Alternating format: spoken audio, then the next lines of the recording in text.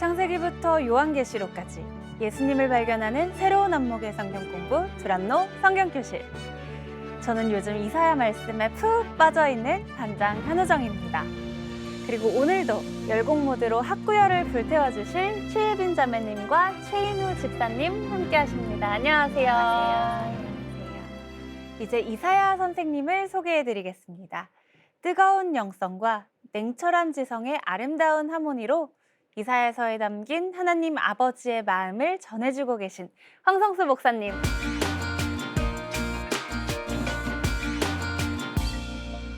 안녕하세요. 네, 안녕하세요. 이사야서 안에 있는 구원의 역사에 대해서 함께 공부할 황성수 목사입니다. 반갑습니다. 반갑습니다. 자, 오늘도 지난 시간에 배운 말씀 복습하면서 한번 시작을 해볼까요? 퀴즈 해보겠습니다. 자, 첫 번째 문제. 제3 이사야는 포로기 이전 유다 왕국이 무너져가는 시대에 사는 사람들에게 주신 말씀이다. 하나, 둘, 셋. 아닙니다. 정답은 아닙니다. X였어요. 아, 정말 오랜만에 틀렸네요. 너무 반가워요. 인정미가 있네요. 예. 언젠가는 그렇게 될 줄 알았는데. 제3 이사야는 이사야 56장부터 시작이 되는데요. 이제 바벨론 포로기도 다 지나고 유대인들이 이제 예루살렘으로 돌아왔을 때 시기를 배경으로 하고 있습니다. 와서 보니까 성벽도 무너지고 성전도 무너져 있고 사람들의 마음도 도덕도 이제 다 무너진 상황이죠. 막막한 세월을 지나고 있던 사람들에게 전했던 하나님의 말씀, 그게 제3 이사야입니다. 두 번째 문제. 자, 이사야 61장에 나오는 하나님의 영이 임하고 기름 부음을 받으며 구원을 이루고 자유를 선포하는 분은 예수 그리스도에게서 실현되었다. 하나, 둘, 셋. 아니, 틀렸죠. 예, 0입니다. 네. 5죠. 네. 이사야 61장은 이제 메시아에 대한 예언 같기는 한데 이 말씀에 해당하는 사람이 누군가 그걸 모른 채 이제 수백 년이 흘러가요. 그러던 어느 날 예수님께서 이제 갈릴리의 한 회당에서 바로 이 말씀을 읽으신 후에 오늘 이 말씀이 너희 가운데서 실현되었다라고 선언을 하시죠. 그리고 예수님께서 하셨던 공생의 모든 사역이 바로 이 사역이었어요.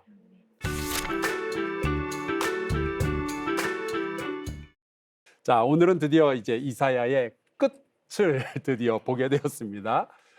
64장에서 66장까지 배워볼 텐데 숙제들은 해오셨죠? 네. 네, 좋습니다. 우선 64장을 본격적으로 들어가기 전에 63장의 끝부분을 좀 살펴보도록 할게요. 지난주에는 이제 이사야 63장에 나오는 하나님의 그 마마베어 모드에 대해서 우리가 이야기를 했잖아요.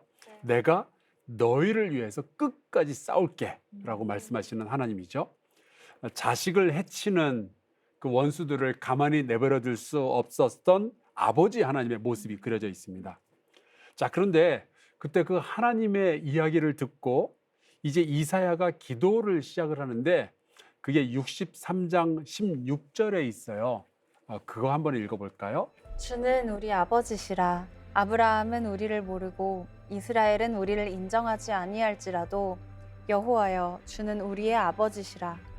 옛날부터 주의 이름을 우리의 구속자라 하셨거늘. 아멘. 주는 우리의 아버지시라. 왜냐하면 내가 너희를 위해서 끝까지 싸울게 하시니까 이제 이 고백이 터져 나오기 시작하는 거예요. 여기서 우리가 배울 점이 있는데 가끔 우리가 어떻게 기도할지 이게 좀 막막할 때도 있고 이렇게 기도 잘 안 되고 맨날 했던 기도 또 다시 하고 이런 일들이 있잖아요. 근데 이사야 63장에 보니까 하나님의 마마베어 모드에 대해서 이사야가 아는 순간 그게 기도의 언어가 확 달라지는 것을 우리가 보게 됩니다. 주는 우리의 아버지시라. 주는 우리의 구속자시라. 굉장히 자신 있고 강력한 기도를 하기 시작하죠. 여기 나오는 이 구속자가 히브리어로 고엘이라는 단어를 쓴 건데요. 중동 문화에서 이 고엘이 굉장히 중요한 개념이에요. 그러니까 친척이 큰 빚을 지게 되면은 그거를 대신 갚아주는 친척, 그게 고엘입니다. 하나님은 우리의 아버지시라. 그 말은 자식이 너무 큰 빚을 져가지고 노예를 팔려가게 생겼어요. 그러면 그 아버지가 뭘 할까요? 빚을 대신 갚아주는 거죠. 네. 그게 고엘이에요. 물론 이제 제 아들이 그렇게 빚을 크게 치면은 야단은 치겠죠. 넌 누구 닮아서 그러니 뭐 등등. 근데 결국은 빚을 갚아주는 게 부모님이죠. 그러니까 하나님은 그 자녀들이 이 죄의 결과로 고통받을 때 내가 대신 그 짐을 짊어질게. 그리고 너희들을 자유하게 해줄게 라고 말씀하시는 거예요. 그게 고엘이에요. 왜요? 아버지니까. 그래서 하나님에 대해서 우리가 알게 되면은 우리의 기도도 달라진다는 것을 우리가 여기서 알게 됩니다. 제가 여러분께 한번 여쭤볼게요. 오랜만에 만난 친구랑 할 말이 많으세요? 어제 만난 친구랑 할 말이 많으세요? 어제만. 예, 어제 만난 친구랑 할 말이 더 많죠. 사실 오랜만에 만난 친구는요, 무슨 얘기부터 해야 되는지도 잘 몰라요. 맞아요. 그래서 기껏 한다는 말이 거기 날씨 어때? 뭐 이런 거. 요즘 건강하니? 뭐 이런 거. 맞아요. 근데 이제 어제 만난 친구랑은 왜 그렇게 할 말이 많은지 모르겠어요. 2시간, 3시간 이야기하고 나서도 뭐 나머지 얘기는 전화로 하자. 뭐 이런 식으로 하고 우리가 헤어지게 되잖아요. 네. 우리 남자들은 조금 다르긴 한데 그래도 자주 만났던 사람하고 더 할 말이 많아요. 하나님에 대해서 우리도 알면 알수록 우리의 기도가 훨씬 더 깊어지고 때로는 길어지고 또 때로는 재밌어지죠. 그래서 우리가 성경을 읽으면서 하나님 아버지에 대해서 배우는 것이 우리의 기도에도 굉장히 영향을 많이 미치는 거예요. 알지 못하는 하나님에게 기도하기보다는 내가 알고 있는 하나님의 모든 모습을 동원해서 기도하는 것, 그게 중요하죠. 자, 이제 이사야 64장인데 63장에서 주는 우리 아버지시라 그렇게 시작됐던 기도가 이제 계속 이어지고 있는 중이에요. 그런데 다시 한번 말씀드리자면 지금 우리가 읽고 있는 이사야 64장에서 66절까지는 제3 이사야에 속해 있는 거잖아요. 바벨론 포로기를 지나 이제 예루살렘으로 귀환한 포로들의 눈앞에 펼쳐져 있는 현실은 그야말로 암담한 거예요. 예루살렘과 하나님의 성전 무너져 있죠. 나라를 세워보려고 하는데 그 말처럼 쉬운 것도 아니죠. 뭐 아직 이도저도 아닌데 여전히 죄에서 떠나지도 못한 그런 사람들도 보이는 거예요. 정말 한탄스러운 거죠. 자, 그러면은 이제 어떻게 기도하면 좋겠어요? 하나님은 우리 아버지시고 사람들은 도대체 변할 생각을 안 하고 어떻게 하면 좋겠어요? 그게 이제 64장 1절인데 한번 읽어주실래요? 원하건대 주는 하늘을 가르고 강림하시고 주 앞에서 산들이 진동하기를. 아멘. 아멘. 이사야가 보니까 사람의 힘으로는 뭐 가능성이 없어요. 도저히 구원을 이룰 수가 없어요. 사람들이 모여서는 선하지도 거룩하지도 않아요. 마치 곰팡이처럼 지우고 또 지워도 다시 피어오르는 이 사람들의 죄악이 지긋지긋한 거예요. 그래서 사람에게는 가능성이 없구나. 근데 생각해 보세요. 이 이스라엘 사람들이 모세의 율법을 몰라서 그랬겠어요? 십계명을 몰라가지고 그랬겠어요? 고통을 몰라서 그랬겠어요? 다 알아요. 그런데 이 죄악의 사슬은 뭐 사람의 힘이나 뭐 율법이나 결심이나 제도나 법으로 안 끊어지는 거예요. 이거는 오직 하나님만이 끊어내실 수 있겠구나. 그래서 제발 우리에게 와주세요. 어떻게 해요? 하늘을 가르고 좀 와주세요. 기도하는 거죠. 5절 말씀은요, 바로 이런 배경에서 등장하는 기도입니다. 5절 말씀 읽어주실래요? 주께서 기쁘게 공의를 행하는 자와 주의 길에서 주를 기억하는 자를 선대하시거늘 우리가 범죄함으로 주께서 진노하셨사오며 이 현상이 이미 오래되었사오니 우리가 어찌 구원을 얻을 수 있으리이까. 아멘. 이 현상이 이미 오래되었사오니 이젠 죄가 습관이 되었고 우리의 역사가 되었고 우리의 전통이 되어버린 거예요. 우리의 문화예요.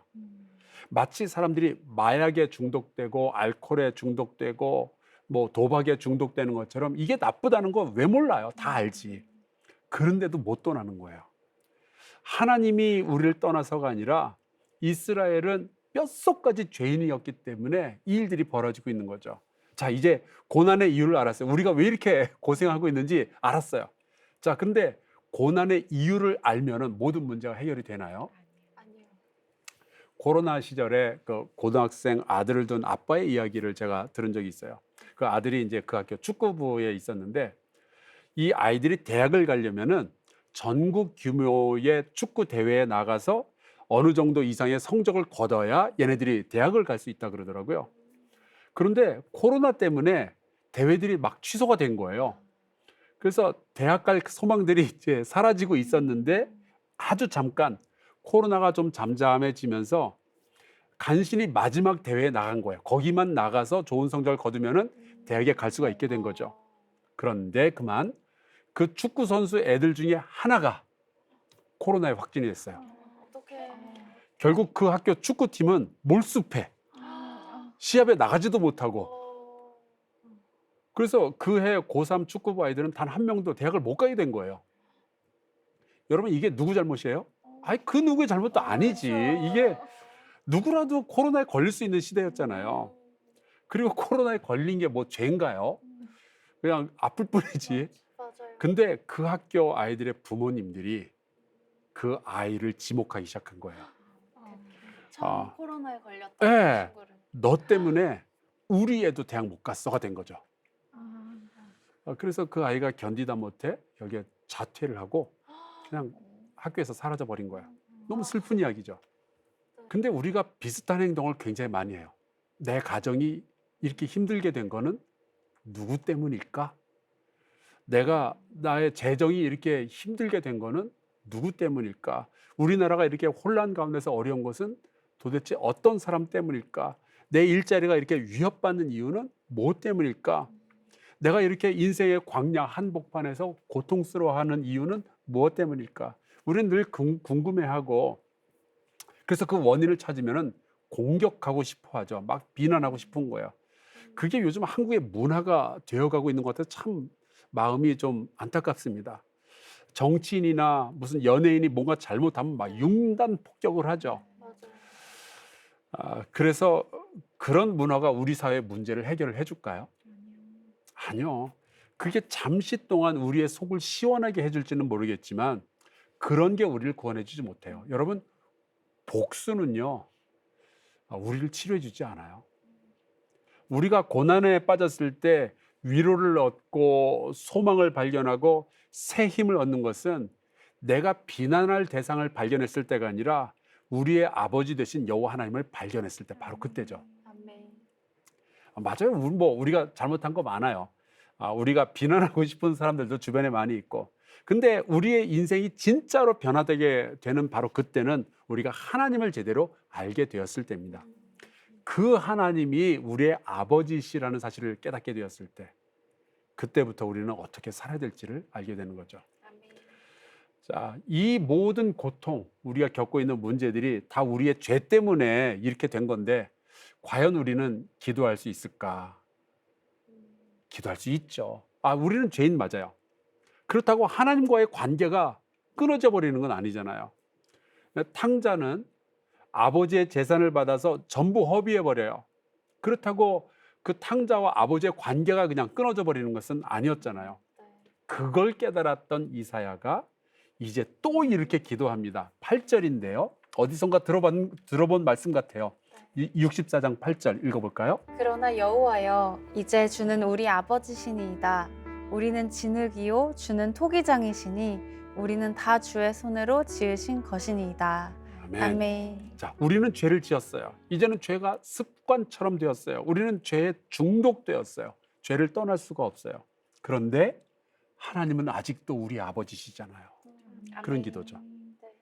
여러분, 그러니까 기도는 어떤 이슈에서 출발하는 게 아니고 관계에서 출발을 하는 거예요. 하나님이 나의 아버지시다. 그래서 예수님도 제자들에게 주기도문 가르쳐 주실 때 제일 먼저 하나님을 아버지라고 부르면서 시작하라라고 말씀하시죠.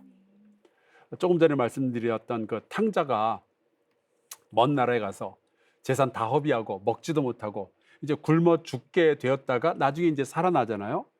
근데 이 탕자가 살아나게 된 결정적인 계기가 있었는데 그게 뭔지 아세요? 아버지가 받아준 것? 맞아요. 맞아요. 근데 그 바로 직전에.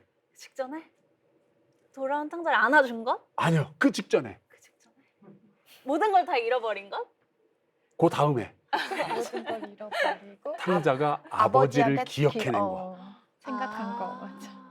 아버지를 기억해냈을 때 그의 인생이 바뀌기 시작하죠. 정말 기적 중의 기적은 모든 문제가 일순간에 해결되는 게 아니라 우리의 모든 죄악에도 불구하고 우리가 여전히 하나님을 아버지라고 부를 수 있다는 사실, 그리고 하나님은 여전히 우리를 자녀로 여겨주신다는 사실, 이게 전 우주에서 가장 큰 기적 같아요. 기승전결이라는 말이 있잖아요. 요즘 뭐 그런 말도 있더라고요. 기승전 먹방?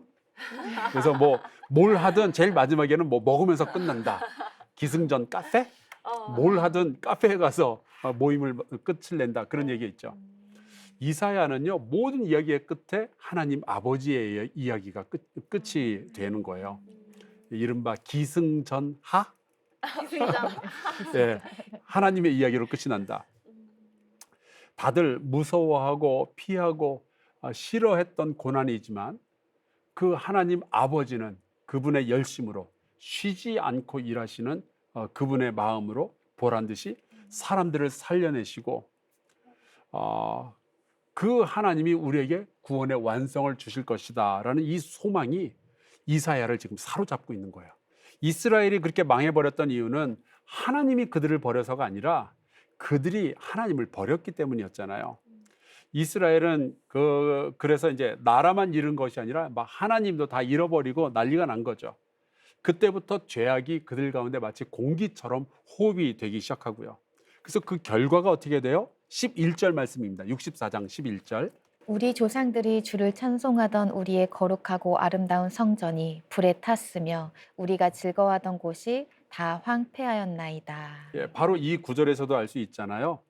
성전이 다 불에 타버렸대요. 그러니까 바벨론 포로 후기에 이제 포로들이 예루살렘에 돌아와서 본 그 모습인 거죠. 와서 보니까 하나님을 예배하던 장소마저 황폐화된 거예요. 그렇게 된 이유는 하나죠. 이스라엘 백성이 성전에 모이긴 모였어요. 근데 하나님과 동행은 안 한 거죠. 죄는 우리의 삶만 망가뜨리는 게 아니라 우리의 신앙마저 다 무너뜨리는 그런 효과를 내요. 사막화라는 단어 들어보셨어요? 그들이 살고 있던 땅이 사막이 되어가는 게 사막화죠. 여러분, 죄악이라는 것은 우리를 사막과 같은 삶으로 몰아 들어가는 게 아니라 우리의 영혼을 사막으로 만들어 버리는 것. 그게 이제 죄악입니다. 그래서 이런 소망 없는 상황에서 이제 이사야가 아버지 되신 하나님께 호소하며 기도를 하는 거예요. 그래서 64장 12절 말씀이 나오는데 한번 볼까요? 여호와여, 일이 이러하거늘 주께서 아직도 가만히 계시려 하시나이까? 주께서 아직도 잠잠하시고 우리에게 심한 괴로움을 받게 하시려나이까? 이 어투가 좀 도전적이죠? 약간 그 아빠에게 짜증내는 아들의 그 모습이 보입니다. 아니, 선지자가 감히 하나님께 이렇게 말할 수 있어요? 근데 하나님이 아버지라는 것을 알았잖아요. 그래서 이런 걸 전문 용어로 자녀의 권세라 그래요. 지가 뭐 한 일이 있다고. 근데 막 엄마 아빠한테 막 화내고 막 그러잖아요. 제 아들은요, 지가 뭐 가정에 뭘 보탬을 줬다고 한 것도 없으면서 부모에게 용돈 달라고 그래요. 맡겨놓은 것도 아닌데. 너무 당당하게. 네, 너무 당당하게. 뭐 이것도 사달라 그러고 저것도 해달라 그러고 안 해주면 막 짜증내고. 근데 그게 자녀예요. 그러니까 이사야는 하나님을 지금 아버지로 알았으니까 이런 기도가 나오는 거예요. 우리 백성이 잘못한 거 아버지 제가 다 알아요. 하지만 우리 좀 용서해 주세요. 왜냐하면 하나님은 아버지시니까. 그래서 이런 이사야의 기도에 어떤 결과가 따라오는가? 이사야 64장이 이사야의 기도라면 이사야 65장은 드디어 이제 하나님의 응답이 나오게 되는 거죠. 65장 1절 한번 볼까요? 나는 나를 구하지 아니하던 자에게 물음을 받았으며 나를 찾지 아니하던 자에게 찾아냄이 되었으며 내 이름을 부르지 아니하던 나라에 내가 여기 있노라 내가 여기 있노라 하였노라. 아멘. 아멘. 내가 여기 있어. 내가 여기 있어. 그러니까 원래 그 이스라엘 백성은요, 처음에는 하나님의 백성이 아니었어요. 그들이 하나님을 찾아온 게 아니라 하나님이 그들을 찾아가신 거죠. 아브라함이 원래 갈대아 우르라는 땅에 살고 있었던 사람이거든요. 근데 그가 하나님을 찾아왔는가? 아니에요. 하나님이 아브라함을 부르셨어요. 그러니까 하나님은 우리가 하나님 어디 계십니까? 이런 거 묻기 전에 내가 여기 있다라고 먼저 말씀하시는 분인 거죠. 애굽 땅에서 400년간 종살이하던 이스라엘 백성이 하나님께 부르짖은 게 아니었어요. 그냥 그들은 탄식했을 뿐이에요. 근데 그거를 하나님이 들으신 거죠. 그래서 이제 모세를 보내셔서 그들을 이끌어내신 거예요. 그래서 여러분, 늘 은혜가 먼저입니다. 하나님께서 먼저 일하시고 하나님이 먼저 앞서가시는 거예요. 하나님은 내가 여기 있다, 내가 너희를 구원해 줄게, 먼저 말씀하시는 분이신 거죠. 그렇다고 그 하나님이 이스라엘에 대해서 잘 모르셨냐? 아니요, 다 알고 계세요. 그들이 얼마나 죄가 많은지 알고 계셔요. 그게 이제 65장 7절인데 읽어주실래요?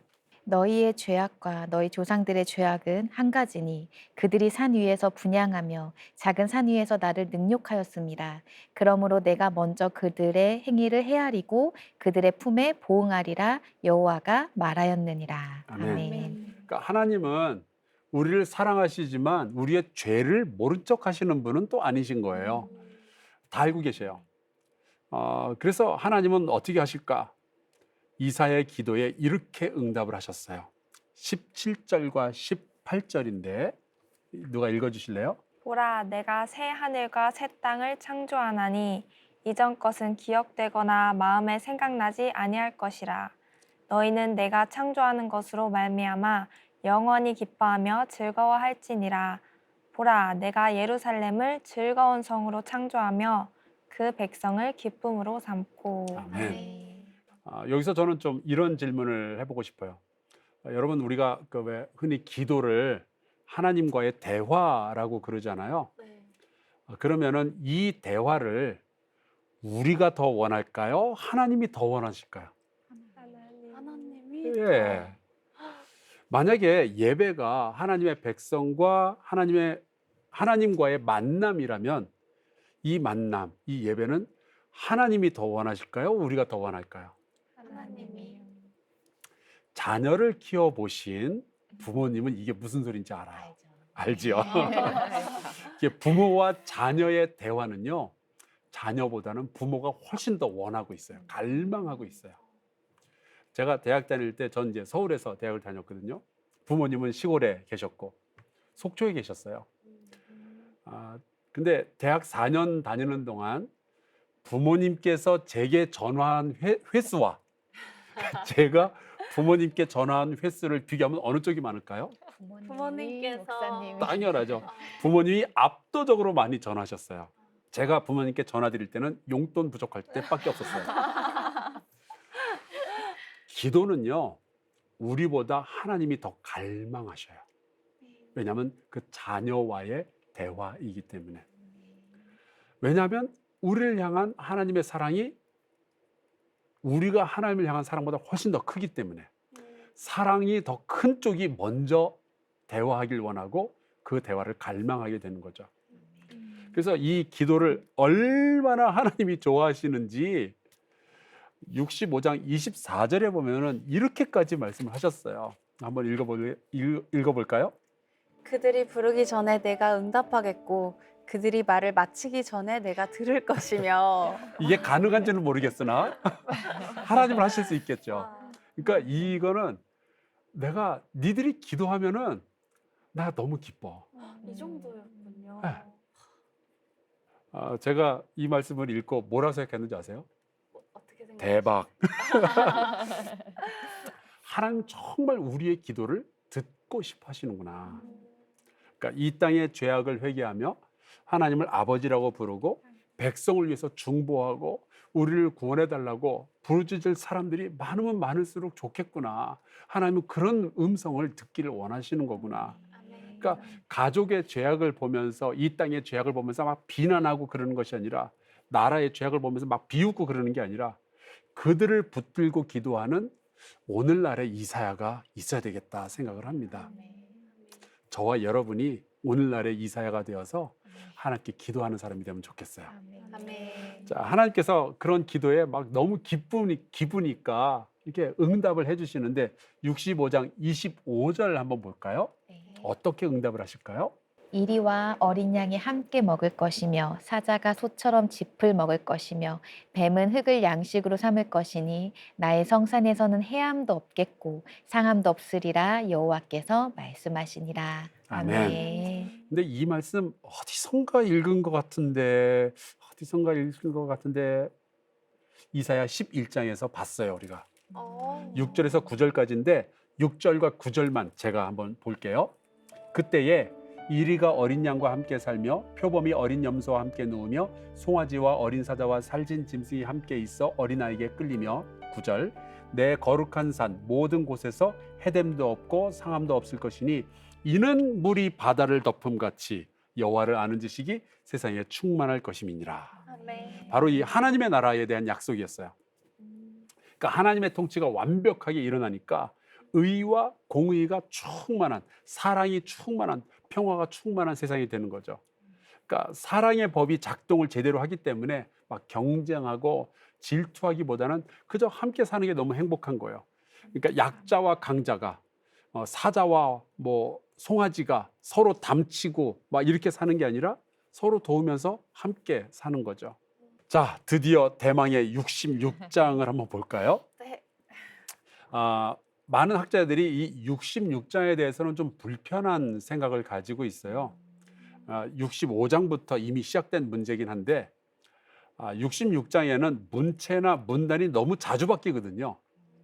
보통 그 한글 성경에는 문단이 바뀌면은 그 절 숫자 앞에 이렇게 동그라미가 있을 거예요. 큰 동그라미 보이죠?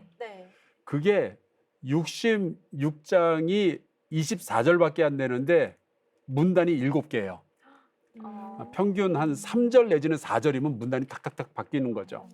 그래서 66장은 이사야서 이 엄청나게 많은 말씀의 총결론으로 보기보다는 뭔가 편지 다 쓴 다음에 빠뜨린 것 같은 걸 이제 추신 그런 느낌이 좀 많이 드는 거죠. 그래서 이제 학자들이 이거 좀 불편하게 생각을 하는 부분이 있어요. 자, 그러면은 이사야가 마지막에 무슨 이야기를 좀 하고 싶었을까? 한번 1절을 볼까요? 66장 1절 읽어주실래요? 여호와께서 이와 같이 말씀하시되 하늘은 나의 보좌요 땅은 나의 발판이니 너희가 나를 위하여 무슨 집을 지으랴 내가 안식할 처소가 어디랴. 아멘. 아멘. 자, 지금 바벨론 포로기 이후잖아요. 그러니까 예루살렘에 원래 솔로몬의 성전이 있었는데 그게 완전히 파괴가 된 상황이죠. 자, 이 성전을 우리가 다시 세워야 되지 않겠느냐 사람들이 굉장히 많이 이야기를 하고 있었어요.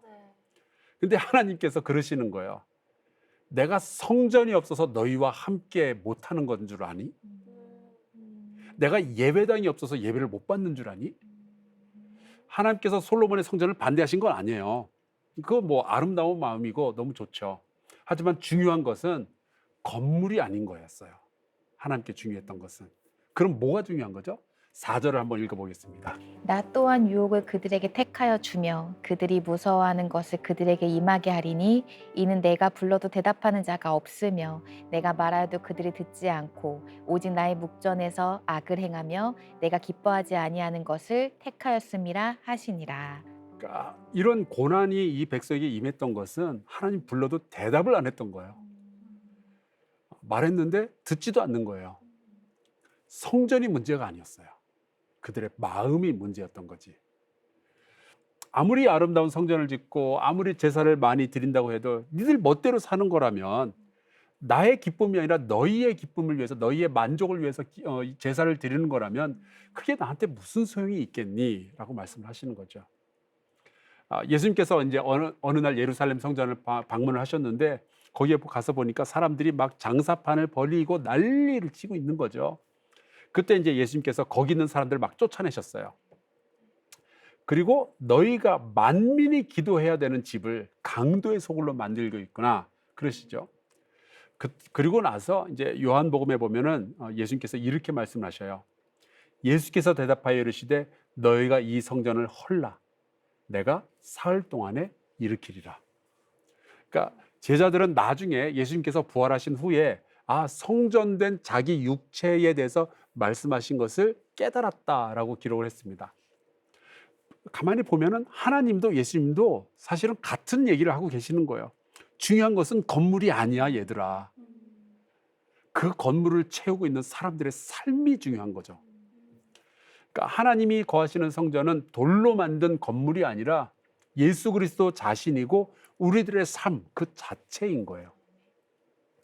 하여간 이 66장은 65장까지는 분위기가 진짜 좋았거든요. 근데 66장 들어오면서 분위기가 싸해집니다. 왜 집안 분위기가 이렇게 썰렁할 때 뭔가 막 침울하고 어두울 때 아빠하고 애들하고 막 싸웠을 때 누가 중재해 줘야 되죠? 엄마가 중재를 해줘. 누군가 좀 따뜻한 이야기를 해주고 이렇게 안아주고 뭐 그럴 필요가 있잖아요. 이사야 66장에도 그런 말씀이 나와요. 13절을 볼까요? 어머니가 자식을 위로함 같이 내가 너희를 위로할 것인즉 너희가 예루살렘에서 위로를 받으리니. 아멘. 하나님은 아버지의 사랑을 가지고 계시지만 그래서 그 자녀를 위해서 피 튀기는 싸움도 불사하시는 분이시지만 또한 어머니처럼 우리를 위로하겠다라고 말씀을 하셔요.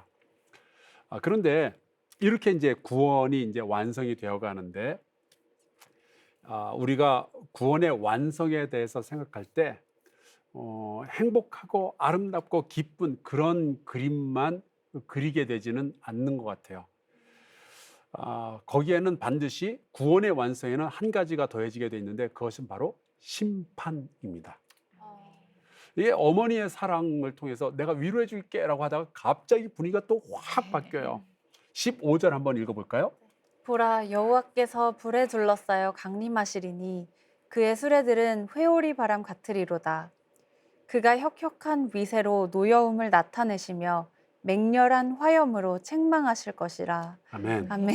학자들이 왜 이거 66장 싫어하는지 아시겠죠? 네. 왜 이렇게 불편해하는지. 무서워요. 막 이렇게 막 오락가락하고 막 그러는 거예요. 아팠다가. 요한계시록은 이제 마지막 때에 벌어질 일에 대해서 요한이 본 환상을 기록한 책이잖아요. 요한계시록은 교회가 핍박받을 때 정말 큰 위로를 성도들에게 전해 주었고 소망을 주었던 책입니다.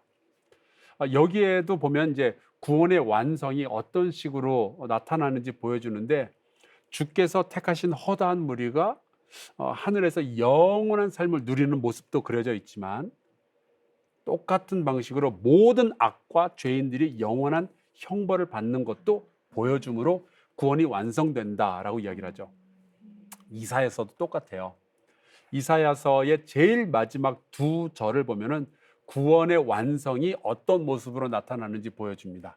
23절, 24절 한번 읽어볼까요? 여호와가 말하노라 매월 초하루와 매 안식일에 모든 혈육이 내 앞에 나와 예배하리라. 그들이 나가서 내게 패역한 자들의 시체들을 볼 것이라. 그 벌레가 죽지 아니하며 그 불이 꺼지지 아니하여 모든 혈육에게 가증함이 되리라. 아멘. 아멘. 아멘이라고 하면서도 약간 좀 마음이 마음이 그렇죠. 그러니까 23절은 너무 은혜가 돼요. 감사하고 막 마음에 이렇게 감동이 있죠. 야, 너무 좋다. 구원받은 백성이 하나님 앞에서 예배할 거다 말씀하시니까요. 근데 갑자기 24절은 너무 무섭고 떨려요. 특히 이 이사야 66장 24절은 예수님께서도 지옥에 대해서 설명하실 때 인용하셨던 바로 그 구절이에요. 거기에서는 구더기도 죽지 않고 불도 꺼지지 않는다 말씀하실 때 요 말씀을 인용을 하신 거죠. 그러니까 이사야서의 마지막을 보면은 우리에게 어떤 질문을 던지면서 끝이 나요. 하나님은 우리의 아버지이시고 하나님은 우리를 구원하기 원하시는 분이시죠. 우리는 스스로를 구원할 수 없는 사람들이고요. 죄에 중독된 사람들이에요. 하지만 하나님은 우리를 구원하시기 위해서 예수 그리스도를 우리에게 보내주시고 그분을 믿는 자를 은혜로 이제 구원을 해주십니다. 자, 그러면 이제 우리의 선택이 마지막으로 남게 돼요. 우리가 평생 그분을 예배하는, 영원히 그분을 예배하는 사람으로 살게 될지 아니면 그분 앞에서 시체와 같은 사람으로서 살게 될지 이렇게 묵직한 질문을 딱 던지면서 이사야서가 끝이 나게 되는 거죠. 자, 수업을 잘 들으셨는지 한번 체크를 해보겠습니다. 예, 우리의 구속자라는 뜻의 히브리어가 아까 뭐라 그랬죠? 고엘. 고엘. 예, 성경에는 이제 기업 물을 자라는 표현으로도 자주 등장합니다. 자, 그러면 우리의 기도가 막혔어요. 기도가 잘 안 돼요. 맨날 했던 기도 또 하고 있어요. 뭐가 문제가 있을까요? 관계? 관계, 맞아요.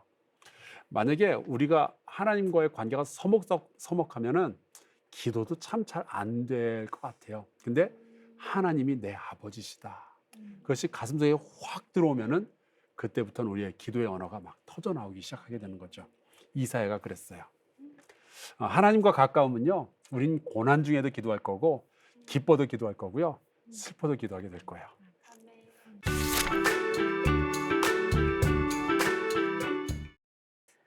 방금 목사님께서 알려주신 게 이제 하나님과 더 친해지고 하나님과의 관계가 돈독해지면 저희가 더 잘 기도할 수 있다고 하셨잖아요. 그렇죠? 네, 조금 더 구체적으로 저도 하나님하고 더 친밀해지고 싶거든요, 목사님. 그리고 아까 기억에 남는 게 저희보다 더 저희의 기도를 듣기 원하신다고 하셨잖아요, 하나님께서. 그래서 정말 하나님을 기쁘게 해드리고 싶은데 혹시 그런 더 구체적으로 하루에 몇 분 아니면 성경 몇 장 이렇게 읽어라. 그러면 하나님과 더 친밀해질 수 있을 거다 하는 그런 뭔가 처방전 같은 게 있을까요? 약은 약사에게, 진료는 의사에게. 네. 네, 제가 어려서부터 지금까지 굉장히 도움을 많이 받는 방법을 소개해드리자면 하루에 한 번 시간을 정해놓고 하는 큐티 묵상의 시간이 굉장히 큰 도움을 줍니다. 하나님의 말씀을 읽고 묵상하고 기도하고 그리고 그걸 이제 글로 남겨놓는 건데 저는 특별히 글로 남기는 것을 강조하고 싶어요. 글 쓰는 사람들이 그런 얘기 하더라고요. 글은 머리로 쓰는 게 아니라 손으로 쓴다고. 이게 우리가 말씀을 묵상하고 그러다 보면 머릿속으로 휙휙 지나가는 여러 가지 생각들이 있거든요. 생각이 지나가는 걸 보면서 되게 은혜 받았다고 착각을 해요. 막상 이거를 글로 정리하다 보면 우리의 생각이 얼마나 부족한지 깊지 못했는지를 우리가 알게 되거든요. 그래서 꼭 좀 글로 적어 봤으면 좋겠습니다. 그리고 적용. 이게 말씀을 읽은 다음에 은혜 받고 끝나면은 굉장히 뭐랄까 우리의 삶에서 너무 쉽게 잊혀지는 것 같아요. 근데 어떻게 해서든지 이 말씀을 내 삶 가운데 적용하려고 애쓰다 보면 거기에서부터 하나님과의 대화거리 혹은 기도의 언어가 실제적으로 등장하기 시작합니다. 최근에 왜 예수 동행 운동에서 제공하는 앱도 굉장히 도움이 되는 것 같아요. 목사님. 예, 그거 맨날 쓰고 있어요. 바로 그거예요. 네. 그거 굉장히 맞아요. 도움 많이 돼요. 네, 네, 예. 동행. 저희 교회 이제 청년들도 함께 하고 있는데, 그러니까 말씀을 읽고 묵상한 것을 이제 온라인 상에서 나와 함께하는 형제 자매들과 함께 나누는 거죠. 그러니까 나의 생각만 정리하는 게 아니라 누군가의 생각도 함께 보고 같이 기도하면서 예수님과 실제로 동행하는 경험도 그렇게 하게 됩니다. 또 PRS도 있어요. Public Reading of Scripture. 이거는 이제 여러 사람들이 이제 성경을 함께 읽는 거죠. 누군가 성경 읽는 것을 듣는 거예요. 그래서 공동체 성경 읽기, 요거 이제 앱도 있잖아요. 네. 그래서 묵상을 해서 하나님의 말씀을 묵상해서 뭔가 영적이고 신학적인 정보들을 캐내기보다는 그냥 하나님의 말씀 앞에서 나의 태도를 바르게 가져가는 것. 말씀을 듣겠다라는 어떤 열망을 가지고 하나님 앞에 서는 것. 근데 이게 굉장히 도움이 됩니다. 요즘은 너무 정보의 홍수 때문에 태도의 문제가 좀 간과되는 일들이 있어요. 하나님의 말씀 앞에 서는 나의 태도. 그거 굉장히 도움이 되고요. 이렇게 방법이 되게 많다는 것은 수많은 사람들이 엄청나게 고민을 했다라는 이야기죠. 그럼 뭐 저는 어떤 방법을 쓰셔도 좋을 거다라고 생각을 해요. 그런데 이제 이런 일들을 하다 보면은 어떤 날은 뭐 기도가 잘 안 되고 어떤 날은 뭐 말씀 묵상이 안 되고 어떤 날은 하나님이 전혀 안 느껴지기도 하고 막 그럴 거라고요. 경험을 해보니까 그렇더라고요. 근데 중요한 것은 우리가 하나님을 느낄 수 없을 때에도 여전히 하나님을 선택하는 사람인가 하는 거예요. 자, 우리 호정자매 아멘. 화이팅. 감사합니다, 목사님. 목사님, 저도 질문이 하나 네네. 있는데요. 이제 신앙생활 속에서 중요하면서도 어렵게 느껴지는 문제 중 하나가 죄의 문제인 것 같은데, 이제 꼭 큰 죄를 짓지 않더라도 매일 하나님께 회개 기도로 저의 마음이랑 삶을 좀 되돌아볼 수 있는, 그렇게 이제 되돌아볼 수 있도록 실천할 수 있는 회개 루틴을 만들어 보고 싶은데, 그 방법이 아주 많겠지만 어떤 방식이 제일 좋은지 그게 너무 궁금해요.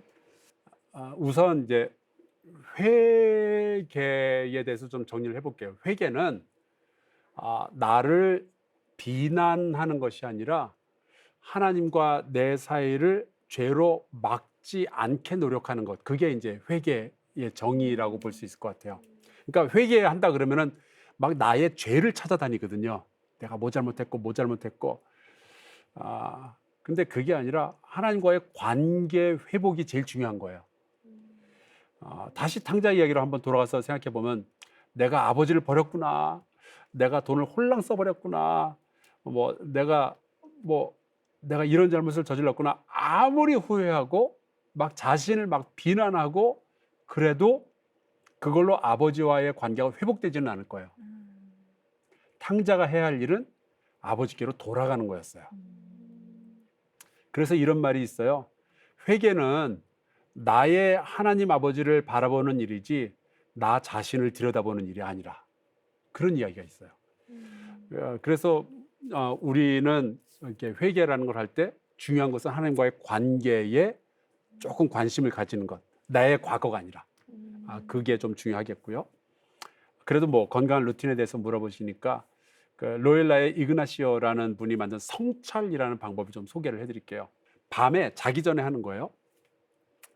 자기 전에 우선 이제 하나님을 내 마음에 모시는 기도를 먼저 해요. 하나님, 나 지금부터 성찰할 텐데 도와주세요. 내게 임해주세요. 그 다음에 이제 오늘의 감사한 일들을 떠올리고 아침부터 밤까지의 시간을 이제 천천히 기억을 해보죠. 이때 이제 중요한 것은 내가 어떤 죄를 지었는가, 이거보다 내가 하나님과 가장 멀리 있었던 순간이 언제였는지 요걸 한번 찾아보는 거예요. 그리고 마지막으로 은혜를 구하는 기도를 하는 거죠. 이 은혜를 구하는 기도를 이렇게 소개를 했더라고요. 저는 이게 되게 좀 좋았었던 경험이 있는데, 주님께서 용서하신 죄를 다시 들춰보지 않도록 제게 은혜를 베풀어 주세요. 이런 기도를 하고, 그리고 이제 잠드는 거예요. 어때요? 좋아요. 감사합니다. 이렇게 때로는 든든한 아버지처럼 또 때로는 푸근한 어머니처럼 항상 내가 여기 있다 이렇게 말씀해 주시는 하나님 앞에 저도 제가 하나님 여기 있어요 라고 고백하면서 삶으로 주님을 예배하는 하나님의 딸이 되고 싶습니다. 자, 그럼 오늘 배운 말씀 요약해 볼까요?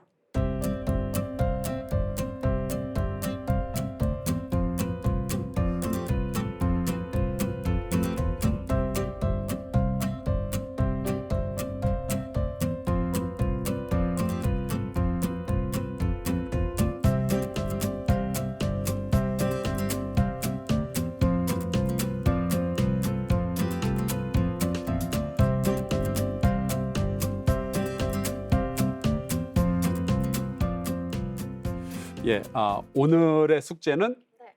없습니다. 다만 그 일주일 동안 지난 시간에 어떤 것들을 배웠었는지 한번 기억을 되살려 보는 거, 그게 참 좋을 것 같아요. 다음 주에는 우리가 이사야서 전체를 다시 한번 훑어보고 그리고 기억을 살려내는 그런 시간을 갖도록 하겠습니다.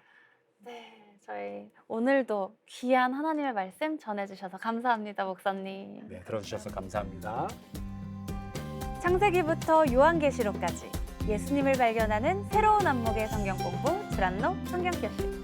다음 수업도 결석하지 마시고 꼭 출석해 주세요.